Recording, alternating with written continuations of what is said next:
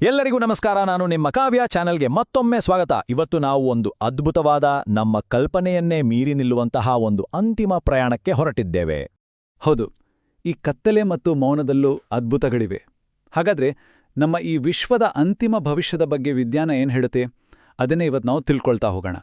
ಸರಿ, ಹಾಗಾದ್ರೆ ಎಲ್ಲಕ್ಕಿಂತ ದೊಡ್ಡ ಪ್ರಶ್ನೆಯಿಂದಲೇ ಶುರು ಮಾಡೋಣ ಅಲ್ವಾ?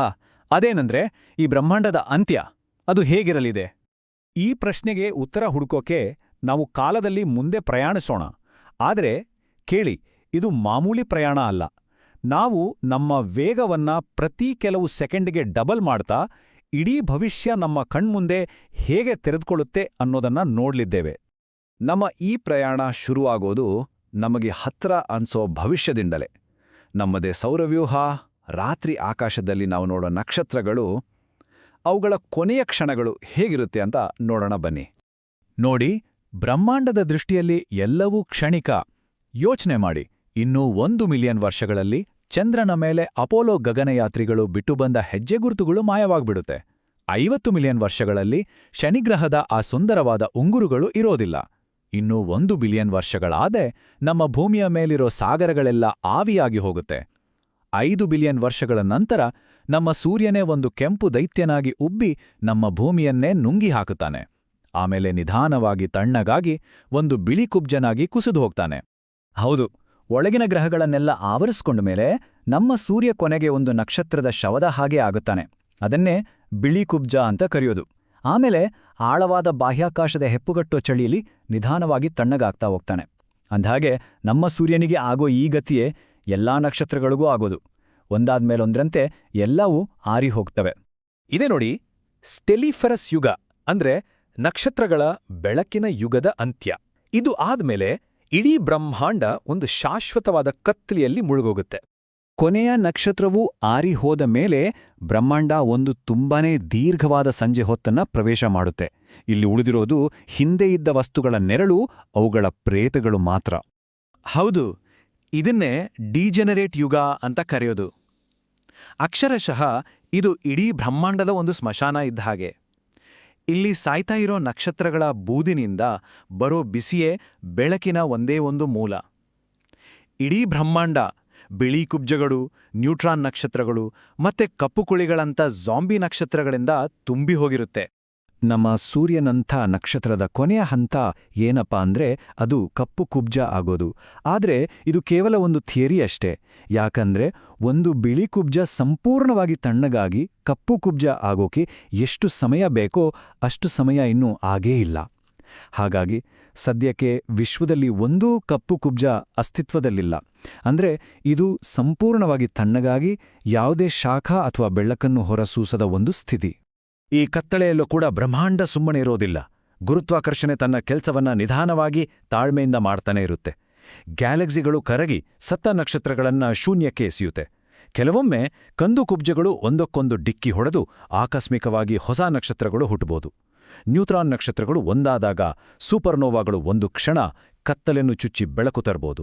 ಆದರೆ ಕೊನೆಗೆ ಉಳಿದಿರೋದೆಲ್ಲವೂ ಆ ದೈತ್ಯಾಕಾರದ ಕಪ್ಪು ಕುಳಿಗಳ ಹೊಟ್ಟೆ ಸೇರುತ್ತೆ.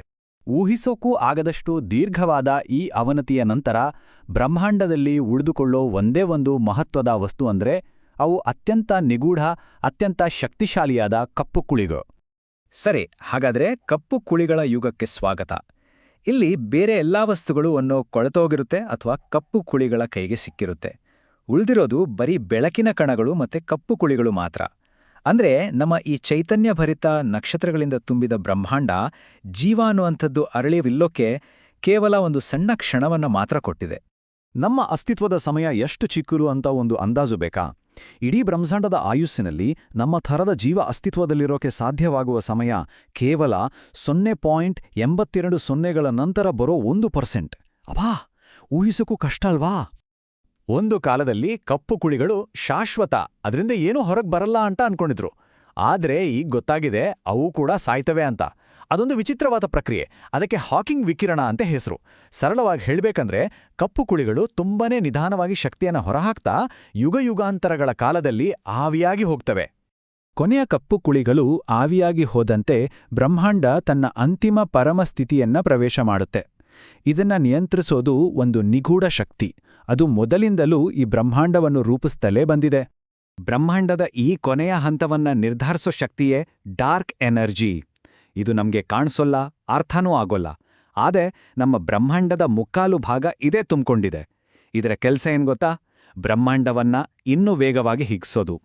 ಈ ಡಾರ್ಕ್ ಎನರ್ಜಿಯ ನಿಜವಾದ ಸ್ವರೂಪ ನಮಗಿನ್ನೂ ಗೊತ್ತಿಲ್ಲ. ಆದ್ರೆ ಅದರ ಪ್ರಭಾವದಿಂದ ಏನಾಗ್ಬೋದು ಅಂತ 2 ಸಾಧ್ಯತೆಗಳಿವೆ. ಒಂದು, ಈ ಡಾರ್ಕ್ ಎನರ್ಜಿ ದುರ್ಬಲವಾದ್ರೆ ಗುರುತ್ವಾಕರ್ಷಣೆ ಗೆದ್ದು ಬ್ರಹ್ಮಾಂಡ ಮತ್ತೆ ಕುಗ್ಗಿ ಬಿಗ್ ಕ್ರಂಚ್ ಆಗ್ಬೋದು. ಇನ್ನೊಂದು ಸಾಧ್ಯತೆ, ಮತ್ತೆ ಬಹುತೇಕ ವಿಜ್ಞಾನಿಗಳು ಒಪ್ಪೋದು ಏನಂದ್ರೆ, ಬ್ರಹ್ಮಾಂಡ ಹೀಗೆ ಶಾಶ್ವತವಾಗಿ ವಿಸ್ತರಿಸ್ತಾ ಕೊನೆಗೆ ಪೂರ್ತಿ ತಣ್ಣಗಾಗಿ ಖಾಲಿಯಾಗಿ ಹೀಟ್ ಡೆತ್ ಅಂದ್ರೆ ಉಷ್ಣ ಮರಣವನ್ನ ಹೊಂದುತ್ತೆ. ಕೊನೆಯ ಮಹಾಕಾಯದ ಕಪ್ಪುಕುಳಿಯು ಒಂದು ಸಣ್ಣ ಬೆಳಕಿನ ಹೊಳಪಿನೊಂದಿಗೆ ಮಾಯವಾದಾಗ ಕ್ರಿಯಾಶೀಲವಾಗಿದ್ದ ನಮ್ಮ ಬ್ರಹ್ಮಾಂಡದ ಕಥೆ ಮುಗಿದೋಗುತ್ತೆ.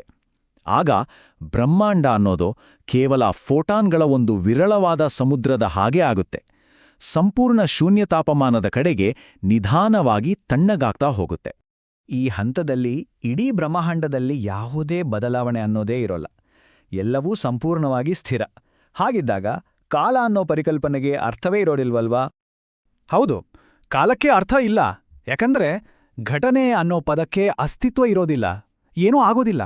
ಮತ್ತು ಈ ಸಂಪೂರ್ಣ ನಿಶ್ಚಲ ಸ್ಥಿತಿ ಇದು ಹೀಗೆ ಶಾಶ್ವತವಾಗಿ ಮುಂದುವರಿಯುತ್ತೆ. ಏನೂ ಆಗದೇ ಇರೋದು ಶಾಶ್ವತವಾಗಿ ಮುಂದುವರಿಯುತ್ತೆ.